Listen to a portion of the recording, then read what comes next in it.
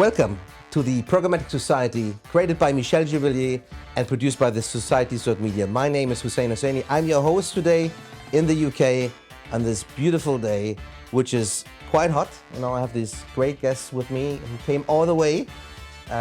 James Buckle, who's the Chief Digital Officer of PhD Media, and Morys Ireland, who's the Head of Data and Technology Services at Mindshare. Welcome, guys. Thank you for having us. Thank you. Yeah, thank you for not spending the day in the sun and just come with me and just to debate about the world of digital and media agencies and programmatic, of course. So that's our topic. It was definitely my first choice. It was your first choice, yes. Absolutely. Too sunny outside for me. Typically British. So, we just discussed this outside a couple of minutes ago. All three of us have a tech background, right? So we started in tech. What made you leave the tech world to go to the agency world? I think I left first 2012 from Google, and then you guys just recently 5 years ago, 5 to 6 years ago, right? Yeah. Why did you go to the agency world? You had a good point. You just need to repeat it. No, it's a good question. I think for me, the big reason was obviously being tech-sized was an incredibly valuable experience, like understanding the detail of how all of the technology works, understanding how those kind of different pieces of technology interoperate with each other, and having that really in-depth understanding has been invaluable. But I think the reason why I wanted to jump to the agency side was working with agencies primarily in the tech industry. They were my clients. You got a very, I would say, one-sided view of what their world actually looked like and the problems that they were trying to solve. And so it was really about trying to kind of understand that in more depth, but also kind of be faced with the kind of breadth of problems that marketers are trying to solve overall. And that has absolutely been the case. You get lots of different complex problems put in front of you that you have to try and find creative solutions for. And it's been actually my 5 years of PhD have been an incredible learning experience and continue to be. So that would be, for me, the big reason was kind of... What do you think, Morys? The same? Yeah, I think building on that, probably I didn't know what I was getting into, let's be honest. So I came across, I'd never worked at an agency before. I worked with agencies. Agencies have been my clients through the whole time while I was working at AdTech. So I knew, from that perspective. But, Mindshare was my first kind of agency experience. And, 5 years down the road, I think, as James was saying, it's an unparalleled learning opportunity. I've learned more in those 5 years than I probably learned in the previous 10 in my working life, to be honest with you. But I think there's two things. There's, the learning opportunity that you get from working across multiple products, multiple bits of tech. When you're on the tech side, you're pretty much focused on that piece of tech that you're working on. You're selling that piece of tech. You know it inside out, so you know it in depth. But in terms of broad knowledge across the industry, you don't have that. So, if you come from a programmatic background, you're a little bit siloed in your mentality into programmatic. You start going into an agency, there's a whole media plan out there. All sorts of other things which you didn't even really appreciate fully until you start to get stuck into them. Yeah. I think there's that aspect. And I think as well, when you're agency side, you get to see things through. Do you know what I mean? When you're on the tech side, you kind of sell in the tech, the client gets going and off you go. All too often, you don't kind of see it through to the end of the project. Yeah. And, on the agency side, you actually get to see what happened. And what do you do next? And what do you learn from it? And where do you go from there? And I think that is something that you don't always get when you're working on the tech side. I really agree with that last point as well. You do get the kind of creation and ideation of what you want to try and achieve, define the execution, see that execution through, understand the learnings, and apply that into the next kind of instance of it. And I think for me as well, and obviously coming from a programmatic background, then the exposure to other digital channels, like understanding social, understanding search in depth, and understanding how programmatic fits into that from an integrated planning standpoint, and then above the line media channels as well, and understanding media strategy and the roles for communications and things along those lines has been eye-opening to me.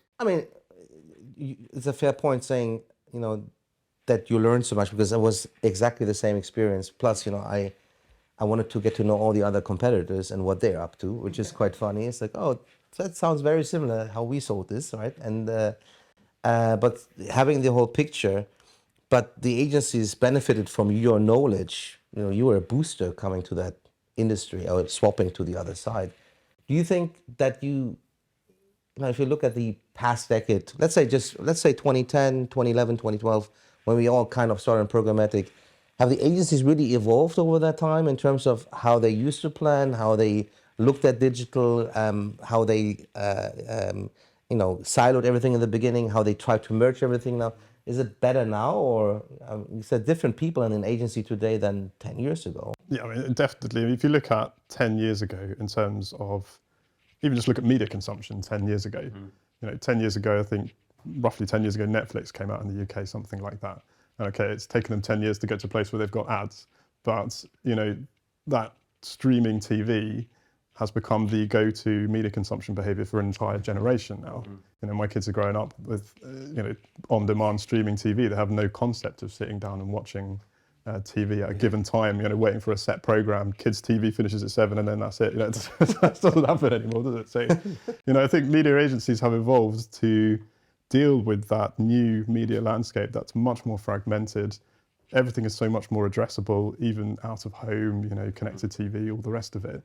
So naturally, they've had to evolve, and that some of that skill set, which perhaps kind of had its genesis in paid search and programmatic, that data-oriented kind of skill set, it has just sort of branched out across all of those, and that continues to happen. I think we'll see that evolution will just continue. I would agree. I think the capabilities that agencies have been required to build over the past decade, but even in kind of more recent history, obviously kind of deal with things around privacy and regulation, the understanding of the impact that has on your ability to deliver these campaigns has been significant. And I think it is a constant evolution. It's, from the early days of programmatic, where it was like, okay, how do we just wrangle a DSP and work effectively within that, to kind of how do we use data effectively, to now how are we kind of really trying to kind of accelerate first-party data strategies, but also using different signals. What does that mean? How do we work within kind of privacy-compliant data environments and run analytics in clean rooms and bring those into our practices? There is always an ongoing evolution, and I think that is fundamentally the role of an agency, is to try and stay ahead of that and provide a level of service that is going to allow advertisers to solve those problems, which they might not be able to build those capabilities themselves. And I think it's something that we constantly look at and going, okay, where are we going to now? And certain things might be, shiny objects that you get pointed in the wrong direction. But it's fundamentally always trying to bring it back to, okay, so if we have this objective that we're trying to drive, what is the right way to get to that outcome? Are the agencies proactive, or are they still like reactive? Because, I remember with the GDPR, nobody really took this serious till 1 week. I was on a summit of a big tech provider. It's like, and I met a few brands. It's like, I just got hired. I'm the new data privacy officer. It's like, yeah, but GDPR is in a week. And are they more conscious on pushing new topics, especially, as you said, privacy is a big topic, which means, measurement and targeting is a topic. Is that driven by the advertisers? Or are you coming up saying, hey, by the way, the cookie says goodbye soon. Do you want to suggest something? Because now it's overflown as well with solutions, right, as it usually does. Yeah, absolutely. I mean, on the GDPR, there's a bit of a running joke at Mindshare because head of data, I was on holiday. When GDPR landed, I actually booked a holiday for those 2 weeks.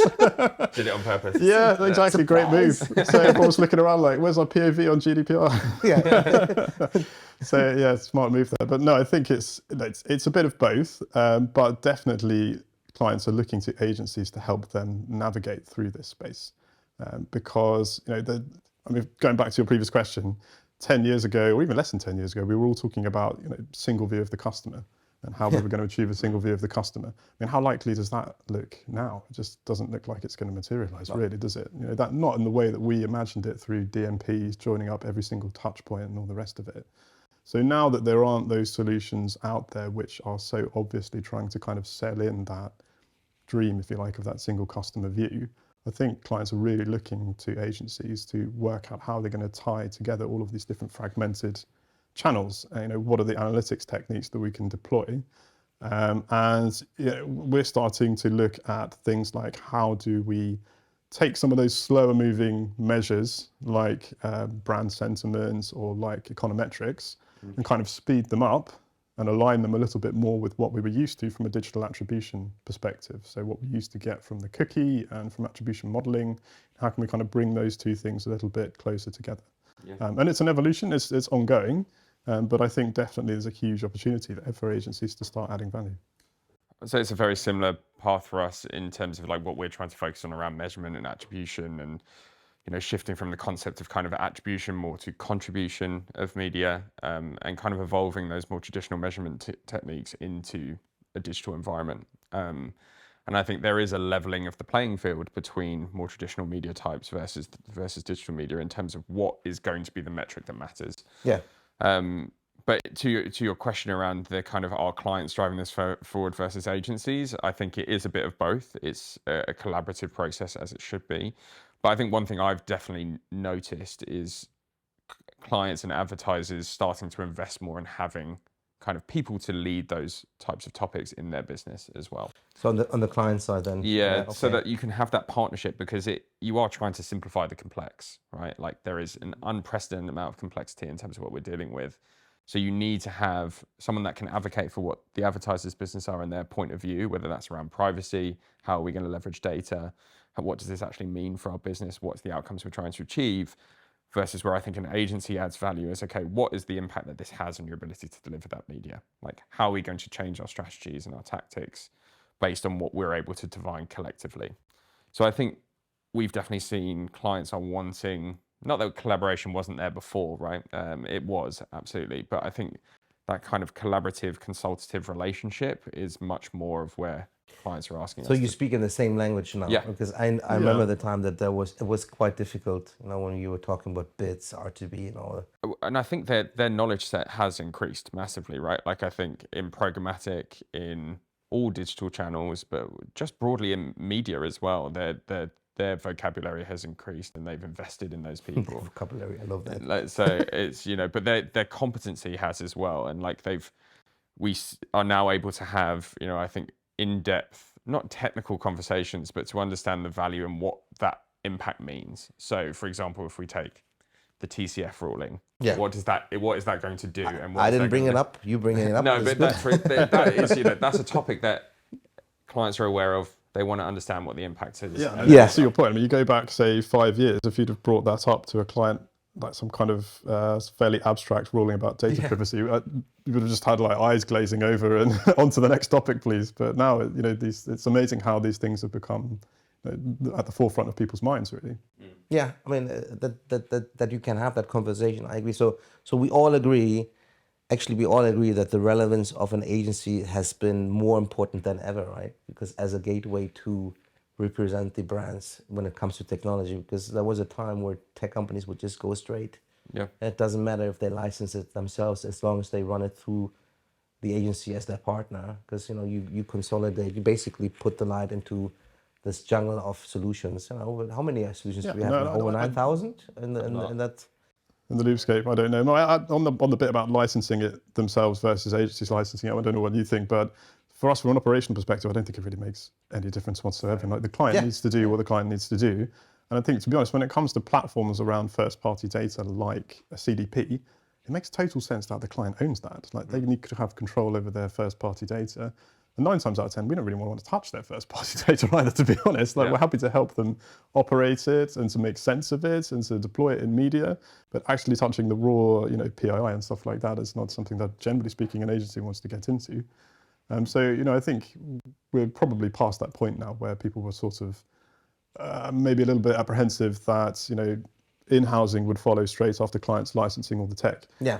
It's quite clear that hasn't materialized and probably won't materialize. Yeah. We have exactly the same point of view, right? Like operationally, and from a trading and an activation perspective, it doesn't really matter. There are obviously considerations with, billing and invoicing and things that have to happen, but actually the intention of like internalizing ad tech or owning that is a positive one in a lot of ways, because one generally then means that they have made a conscious choice and investment to have people who are owning that inside their business and having a clear strategy around their ad tech and their usage of data and how they're going to maximize the value of it. So we're very like, whatever works, like our job is to flex to the model that makes the most sense. But they still require suggestions of new tech, right? For sure. And I would say, the relationship between tech partners directly with clients is still incredibly valuable, right? Like the more education that a client has around how technology can support their outcomes, the better. Our role as an agency is to try and understand what are the breadth of solutions in the market and where can we find the opportunities that are going to add that like an incremental value. I think the only caveat I would add is that if you look at the relationships that clients have with software and tech vendors outside of the world of marketing, those relationships are often 5, 10, 15-year relationships, big contracts, they last for a long time. They want to build up a relationship and work towards kind of common goals. They have internal objectives. And I think we're starting to see that clients want to go in on a set kind of tech stack or set of partners on the marketing side as well. I mean, it's probably gone are the days where you would kind of like new DSP, almost every plan, just shifting around, trying new tools and tech every single time around. I think more it's about how do you embed those learnings, take a bit of a step back and kind of strategically say, right, okay, these are the solutions out there. These are the types of solutions that work for me. This is the partner I think that is probably the best fit, and therefore I'm going to work with them. And I think that's where we can help. I think that longevity is becoming increasingly important. I agree. I think the only thing I would say in addition to that, which I think is the opportunity that we can also provide as agencies, is we get exposure to the broader category, the broader verticals, the broader marketing industry. And even if there has been a decision made around a piece of technology in terms of we're going to have a direct contract, we're going to invest in that partner, our job is also to say, okay, where's potentially opportunity to drive additional competitive advantage? Is this feature in this tool set going to allow us to do something different that's going to allow you to be more competitive or find additional areas of opportunity? And that's where we can continue to provide. So I think it's still, even if you have gone all in with a tech partner, having a clear kind of test and learn methodology around how you are going to look and evaluate additional partners is still incredibly key, so that you can find where those new solutions are going to kind of potentially bring. So they're more willing to test and learn, right? Because, I mean, beginnings of programmatic, I get it. Everybody wanted to test and learn. And then there was a time where everybody just tried to find the blueprint. Are they more open, like with all these, and with the cookie obviously leaving us one day, we'll see when, right? Or still married to us, so but all these other solutions, like I mentioned outside, 80 identity solutions in the market. Contextual, which is we had in the beginning, and then was replaced to third-party data, is popping up left and right. Yep. How do you choose the right solution? Well, you have to test, right, at some point, and every solution is individually a good fit for your clients. Are they open to? I think they are. I think, as you mentioned, you have to. You have no choice but to test and learn, right? Like there is still a vast array of providers and solutions in the market, and especially as we are moving into this kind of cookieless future, understanding the value of those additional signals. So let's take contextual. Probably one of the most undervalued signals in programmatic is history, right? But now it's really starting to see that resurgence, as you mentioned, because it does provide value. It's a clear signal of potential intent. We can have that content adjacency potentially in terms of delivery to be able to really get close to content that matters. And again, allows us to apply some more kind of traditional marketing techniques when we take context into account. So, but what does that mean in the context of either driving to a performance outcome or a different outcome that you're trying to achieve? From a broader planning perspective as well, right? So yeah, our job as an agency and as planning specialists is to provide that kind of use our craft and our expertise to go, okay, let's define the ways of testing this.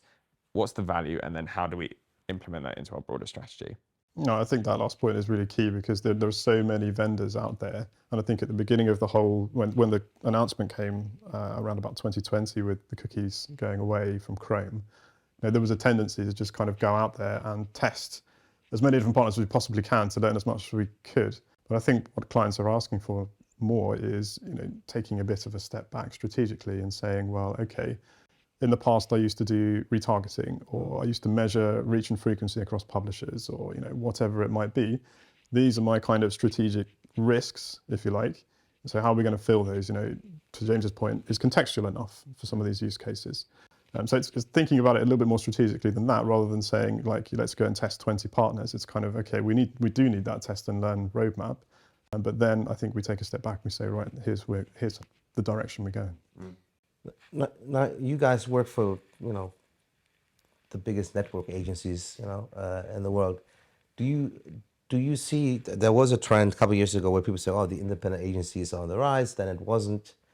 Do you think as brands are looking to special agencies who can fulfill their needs, or do they want talent under one roof?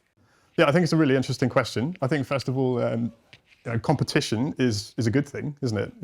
Let's be honest. In any marketplace, I think competition is a very good thing, and it only drives innovation. So we should probably view it in a very positive light. I think one thing that we've learned, certainly internally, is that specialisms don't really work in isolation. They need to be connected. You can have your data science team over here and your planners over there, but you need some kind of translation layer or strategic layer across the top. And so, we were talking about measurement earlier, and obviously a lot of clients have perhaps a separate agency or a consultancy that does maybe econometrics or some other analytics. I think we'll probably see a world where things like that start to come a little bit closer, just necessarily because they're getting more integrated.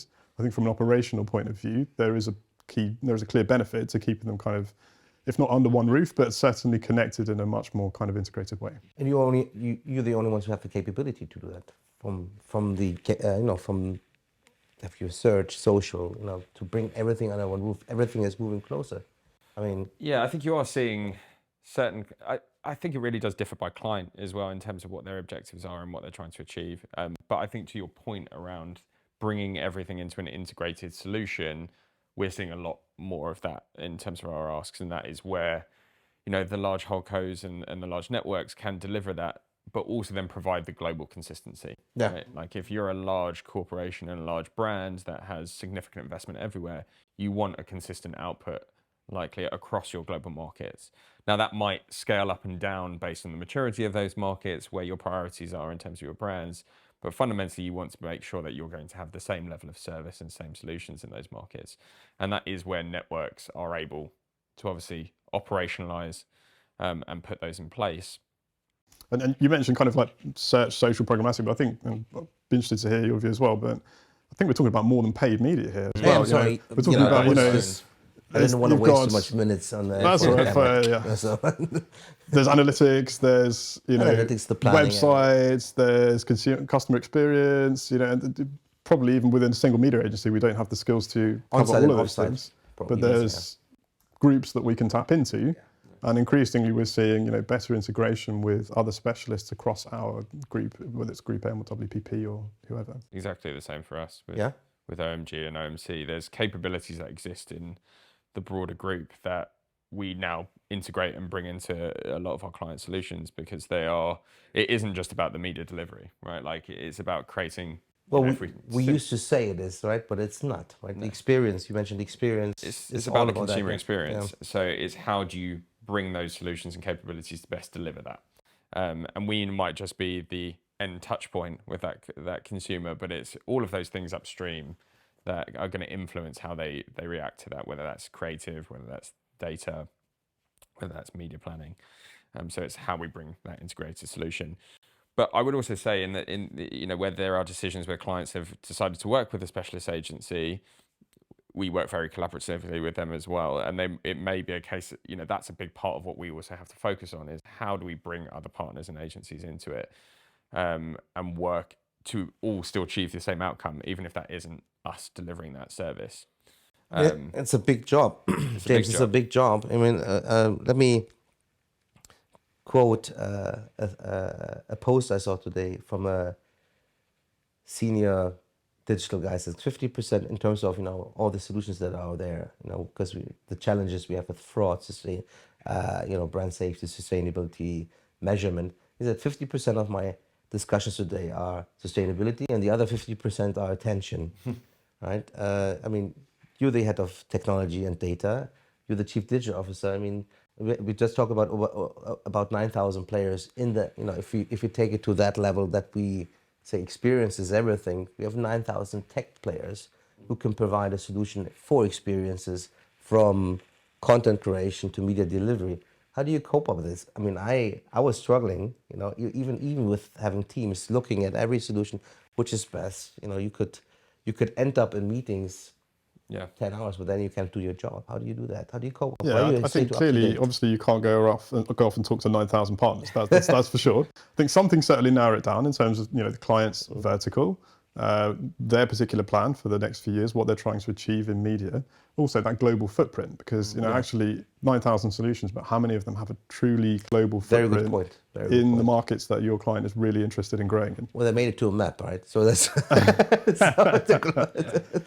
Well, there you go. So that obviously kind of narrows it down. But I think it kind of comes back to what I was saying earlier, in that clients are not looking to, yes, we need to test and learn, but I don't think they're looking to kind of change partners like every 6 months. You know what I mean? They're looking for kind of longer term strategic relationships. And I think once you've got those, you run with them until those are no longer driving results or no longer useful for you in some way, shape, or form. Yeah, I think it's a prioritization of the topics you mentioned. So whether that's sustainability, attention, the amount of talks I've had about the metaverse and NFTs as well on top of those, just like Metaverse, changing those things. No one's mentioned blockchain for a while. Yeah, I think it's a prioritization of like what is the right topic for the client and their vertical.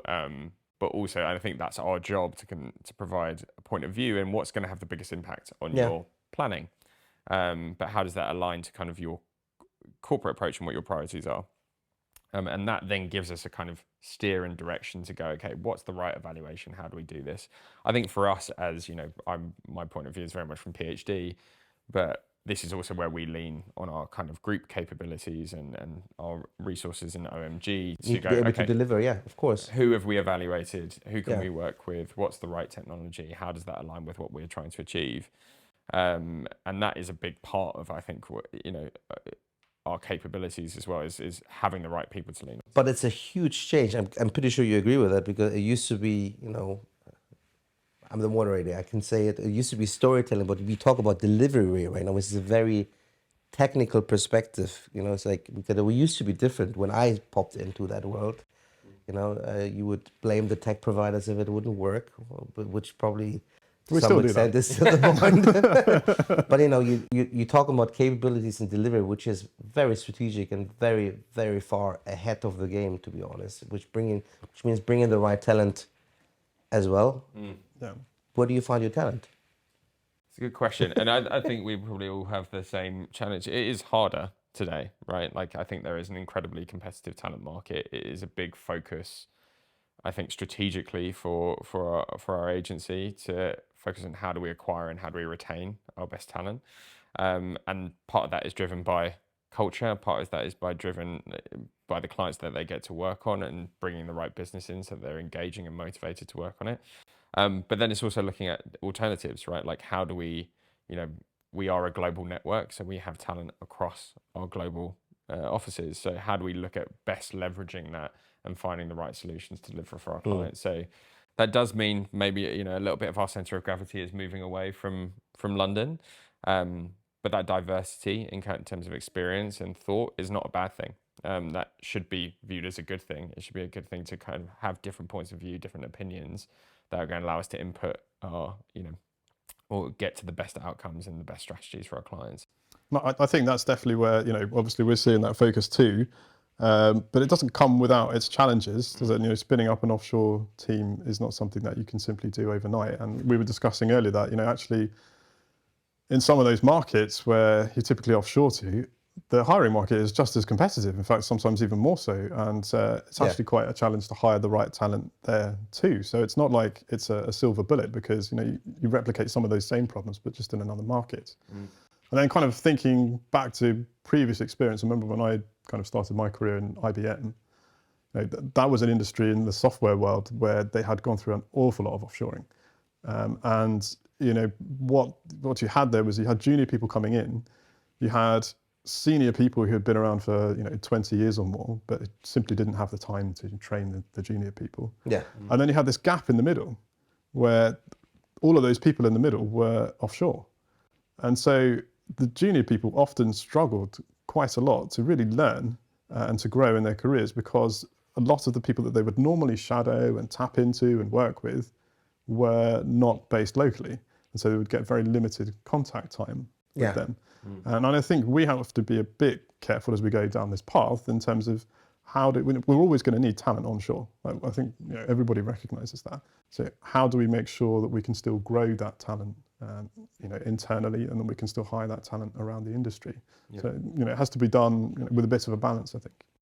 I agree, right? Because I think the danger is you don't want to dilute the practice and the craft too much. And that's not to say that, our offshore capabilities are unable to do that. They are. They have a lot of expertise as well. But, depending on where your client's based, who they want to talk to, who they want to engage with, they want people that they can work with and say, okay, I want to bounce ideas off you. I want to work through this with you. And to do that, you need expertise in the craft onshore to be able to have those conversations. So I think there is, it's different operational models that you're exploring as well. It's not necessarily just the traditional, here's my team, this is what I have. It's how do you potentially look at different ways of working to bring expertise and specialisms in as and when is needed. And coming back to your question though about hiring, I mean, how do we? I think we need to kind of change a little bit of our mindset here locally in the local hiring market, and we've started to do that already. But a few years ago, every job ad that you follow the talent, or you want them still come to the UK, to London? Sorry, to the UK. So, do you want them in one city, or are you saying you can work from anywhere? Well, I think there's exactly. I think there's some things to explore there. But what I'm thinking is, a few years ago, almost every job advert you saw would say, you need a degree or something like that. Yeah. Or extra things which I don't know if we actually really need them. I'd like to see us kind of broaden our mindset. How do we connect more with apprentices? How do we connect more with interns? Do we really need to ask for a degree every time for all of these job roles that we're doing? I've hired some really excellent people in the last couple of years that did a lot of learning just through things like LinkedIn Learning or YouTube even, or in their own time they retrained, stuff like that. Then, I guess. Right, yeah, exactly. So I'm really interested in how we can explore more there without simply going through the traditional recruitment routes. There's got to be other ways in which we can connect with universities and local communities and things like that. Absolutely. School leavers, apprentices. We do, for example, for us, we do a lot of work with Brixton Finishing School. So different paths to getting into media. Not that they're kind of traditional, I've gone to Oxbridge and I'm going to a career in media. It used to be very different, right? Yeah. It used to be, if you would go to digital 20 years ago, it was, I think, you wouldn't need a degree. Oxbridge is one thing because, Oxbridge is still Oxbridge and there's still some great specialists that come out of Oxbridge. But, go and do media studies in Aberystwyth or something like that. Do you know what I mean? It's like, do you really need that? Is that going to differentiate you in the job market versus, But it's in any job like that, except you're a surgeon, right? But you should have a degree. But I think it's also I don't know if it's the same for you, but I'd imagine it is like some learnings that we've taken from technology and our technology experience being in tech companies is hiring for core skills rather than just do I have a media or a communications degree, right? Like, am I looking at someone that is analytical, that is curious, that has the ability to critically think, to solve complex problems? And actually on this point, I'd be really interested to hear because we come from a different world where the attitude to hiring is really quite rigorous. It's very difficult. There's lots of rounds. You really test people in the hiring process. One of the things that I observed coming to the agency world was it was a little bit more different. It's quite different to that. It's quite kind of up to the hiring manager. Are you getting more rigor into your hiring? Do you think that's something that we need to focus on? I think it is. I think it's a balance at the moment as well because with how competitive it is, right? Like we see the time to hiring and the time for interview. It's got to be quicker, isn't it? It's got to be quicker. So you have to have that pace and that agility to manage those. But otherwise, I still that talent is gone. And then, so therefore, the way that you apply that rigor potentially has to be different. It's not necessarily, 5 interviews over the course of 2 months that you have to do. But, like, for example, our experience, I think, is like a loop style interview system where you are able to get different competencies tested and an understanding and different points of view and having the ability to debrief is key. So we've, for example, have implemented that into our hiring processes. So like an assessment. Not an assessment as much as like how do we get different people to speak to them and look for different competencies and test for different things. All right, that's what to the point about qualifications. It's not that you need the qualifications. It's more we're looking for certain types of people. So we need to sort of take a step back and think what are the types of mindsets, capabilities, skills that we need, and how do we test those? And then that's where you develop that. So that's what you guys did in the tech companies you worked before, right? Because that's what we did exactly as well. Like different people would interview that one person to have different perspectives in terms of where he could fit in. Is he a fit? What's his knowledge? What's his experience? And so on. And would grade him on that. But you have to be quick on that. You're right. And then I think it's even more so. It's talent acquisition is one thing, but then on the retention is a huge area that we have focused on, which is like once we get them in the door, how do we train them and educate them in the way that we need them to operate? How do you keep them? And how do we keep them? That's a different point, right? Like, and I think that is how do we create opportunities for our teams that are interesting and motivating and give them experience that they may not have had. So is that working on different accounts, moving them into different experiences, getting them, to events and conferences so that they can learn. But when we get people into the door, like we've invested a lot of time in like modular development training. How do we give people kind of the core competencies around planning, but then also trading and optimization, usage of data, and having kind of clear paths so that they know, okay, if I need to step into these areas and what I can learn to get to kind of a competency and then be able to do certain things for our clients. So the kind of getting people in the door is we have to be fast too, but then it's also how do we demonstrate the investment that we're making in those individuals over time as well. I think we shouldn't also underestimate the value of culture, working culture in this too, because I think that's a massive advantage, not just for agencies, but probably for the whole media. No, and change industry as well, right? I mean, culture was never a topic before. You would go in, you would work, and these young generations, they have different values. But look at how quickly the pandemic has changed that though. I mean, before the pandemic, working from home, it was kind of encouraged, but few people really did it. It'd be like, it's Morys dialing in his pajamas again or something like that, which was only true half of the time, I swear. But now, everyone's working from home 2-3 days a week, and everything is set up with great video conferencing facilities. There's that flexibility. It's important, and particularly people that are at certain life stages, maybe new parents or whatever. Having that flexibility in the working pattern is a game changer. I can tell you. I mean, versus the child that we just had last year, the experience of that new flexible working pattern versus our previous one a few years back. I don't know how I did the commute 5 days a week, with like 5 hours of sleep or something like that. How did we live in that world?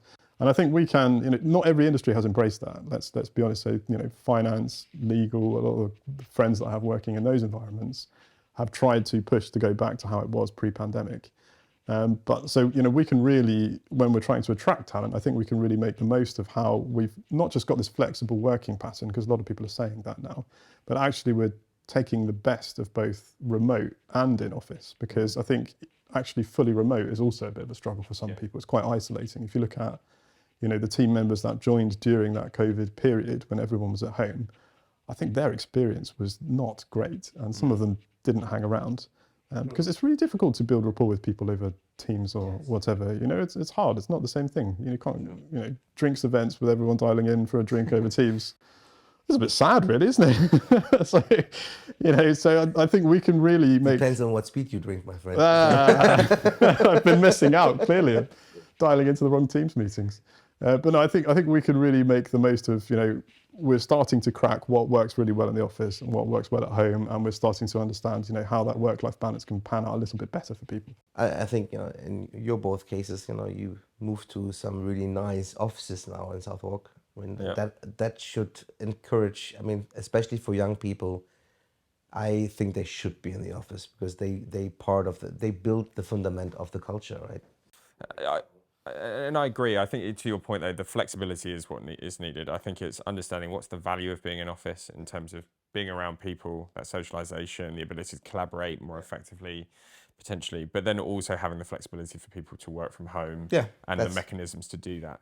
And I think the other thing to layer on top of that has been a big is mental well-being and how flexibility and different kind of policies that we can put in place allows people to do that. So, for example, we have one now where you can go work from abroad for 2 weeks on top of your holiday and do those, extend your holiday and get an experience with someone else. We have core hours, so people can have to work a certain amount of time, but then have the flexibility to do, I want to go to that yoga class in the morning and I want to go to, out for something in the evening. But the key part to that is also getting our clients engaged in that topic and making sure that they understand why we are putting those things in place, and that they are invested in our culture, and that so that they understand it's about also having teams that are motivated to work on their business. Because when you have that motivation, people are going to deliver the best work.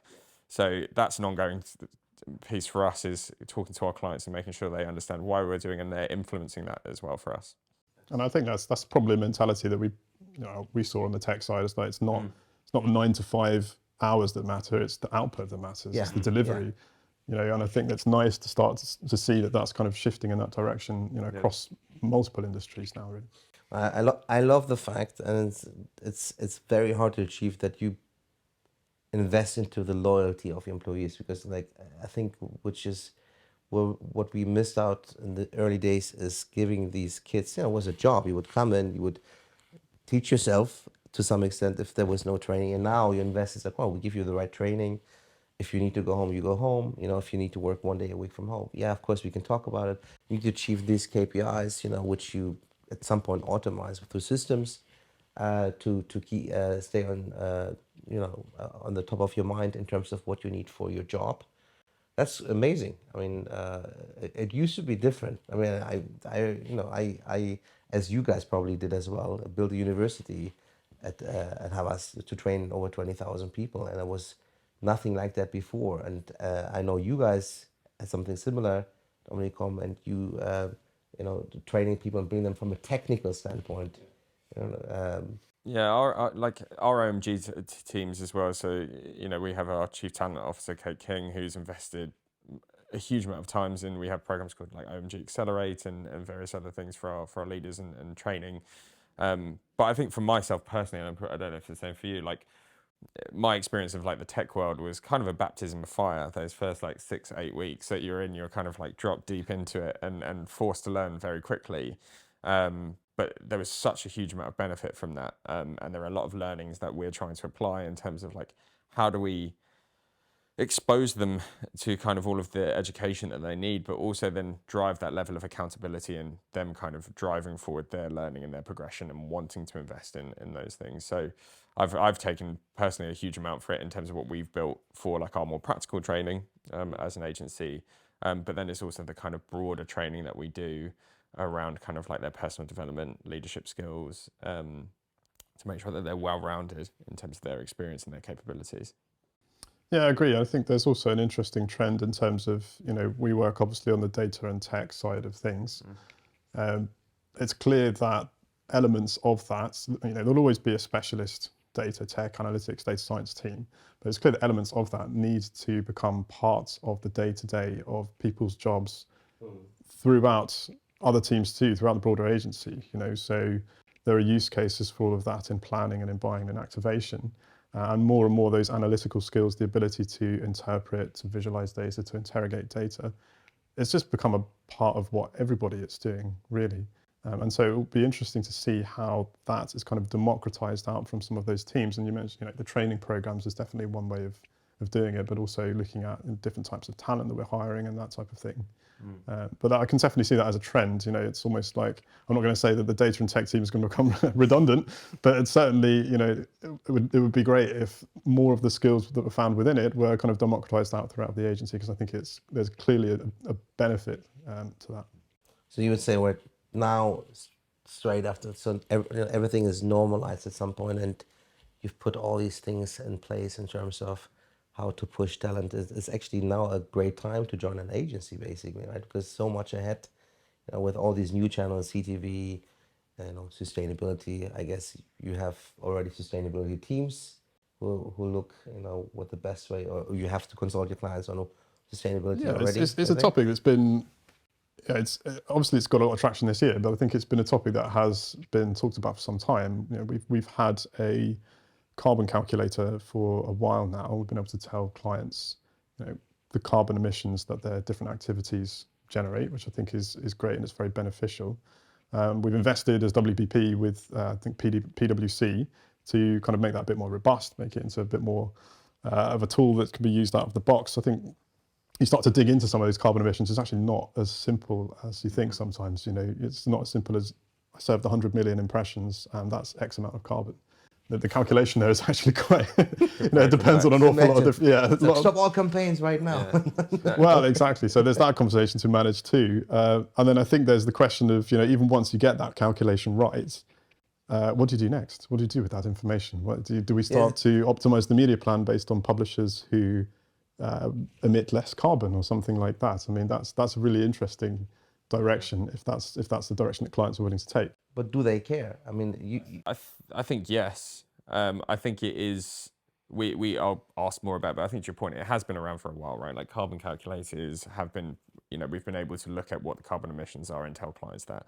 I think what we're seeing now is a shift to it more practically influencing planning, and practically being something that is either actively optimized to, or is at least monitored and measured. The same way we do brand safety, the same way we do viewability, the same way we will now do attention, right? Like it's understanding what that impact is. yeah, And I think we're moving away from the concept of kind of just like greenwashing and it being something you've been seen to do and something that actively clients are trying to invest in.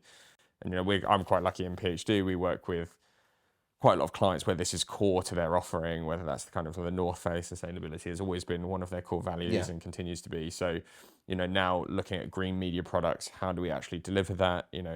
We had VW won an award for a green product that they did in terms of an out-of-home ad that was using like paint that sucked pollution out of the air.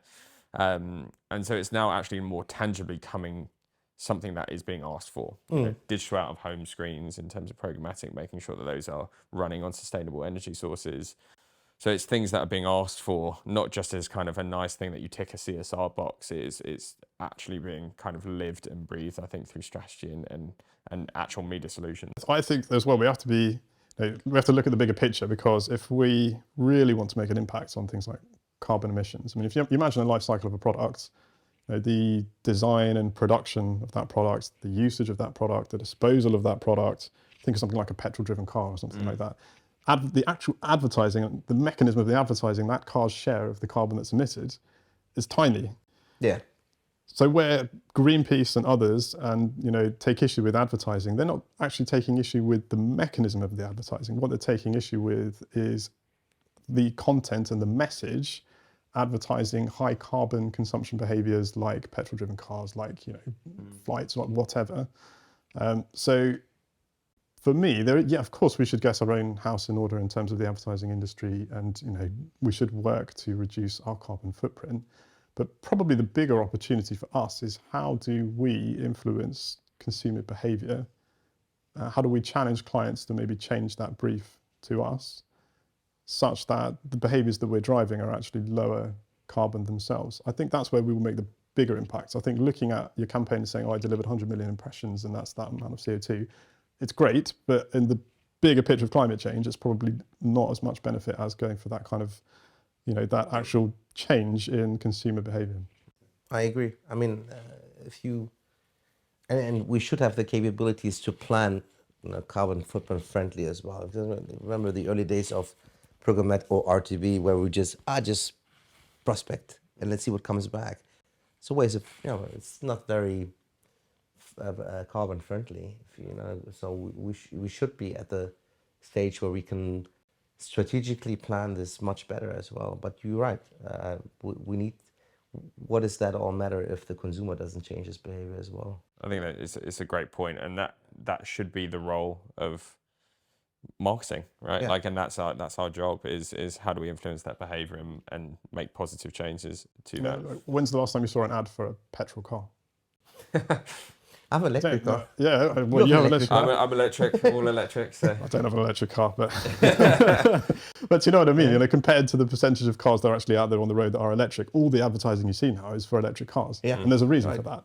And that's where we can actually influence consumer behavior, for the greater good, if you want. Yeah. And I think that's going to be a lot more impactful than kind of a bit of navel gazing and saying, oh gosh, I did too many impressions in that publisher, I need to shift it to that publisher. So our session comes to an end. So our outtakes are media agencies are relevant, right? You guys are ahead of the game. They brought talent like you in, and I guess you bring in very similar people with a technical and analytical mindset and strategic mindset, and you merge all these layers together, which is not easy. I have to tell you, and I've seen it myself, I've done it myself, and which is, I respect a lot, at your level, and that clients really depend on you guys, as a think tank to execute not only media-wise, but as well from an on-site perspective to generate the experience that is best for their consumer, bringing everything closer together. Thank you for coming.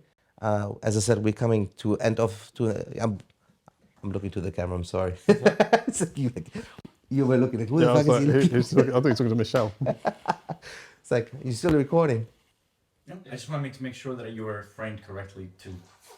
All right. Just getting the belly out of the way. Hold on.